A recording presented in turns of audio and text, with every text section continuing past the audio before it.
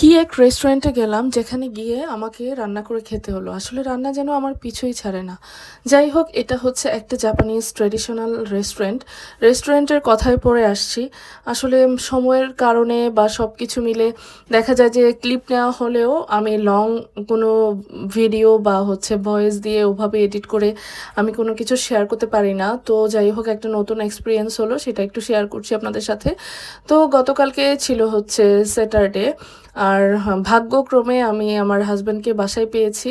যদিও হচ্ছে শনি রবি ওর বন্ধ, অফিসিয়াল বন্ধ, বাট হচ্ছে ওর ব্যস্ততার কারণে আসলে ওইভাবে আমাদেরকে সময় দিতে পারে না।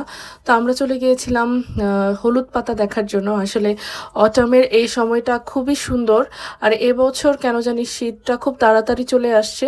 তো আমরা আসলে অটামটা ওইভাবে এনজয় করতে পারছি না। তারপরও সময় করে আমার হাজব্যান্ড ঘুম থেকে উঠে সকাল সকাল বলে যে চলো আমরা গিয়ে একটু ঘুরে আসি, দেখে আসি। তো ওর হচ্ছে অফিসিয়াল মিটিং ছিল এই জায়গাটাতে। তো ও বলছে যে এই জায়গাটা খুব সুন্দর, সব পাতা অলমোস্ট হলুদ হয়ে গিয়েছে।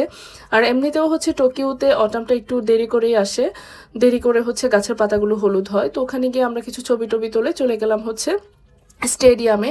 আর এটা হচ্ছে অলিম্পিক স্টেডিয়াম। আর এখানেই হচ্ছে অলিম্পিক 2020 সালের যে অলিম্পিকটা এইখানেই অনুষ্ঠিত হয়। তো আমরা চলে গেলাম অলিম্পিক স্টেডিয়ামটা দেখার জন্য।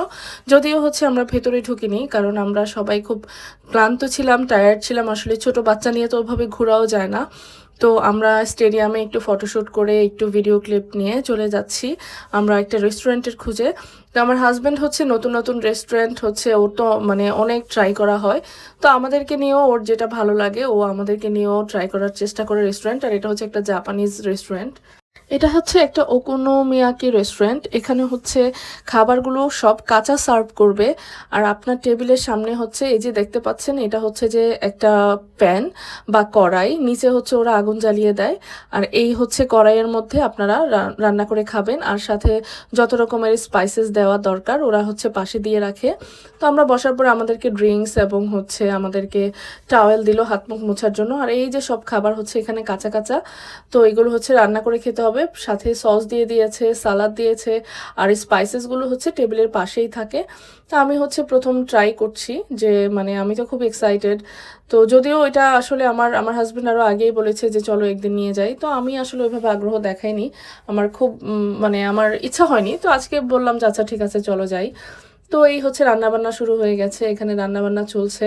আর আমিও হচ্ছে আমার জিনিসগুলো রান্না করছি। এক একজনের সামনে এক এক ধরনের প্লেটার। তো আমার হচ্ছে একটু কি বলে, একটু গোলমরিচ বেশি দিয়ে ফেলেছিলাম আমি, বাট ইটস ওকে, মজাই ছিল খাবারগুলো, এই আর কি।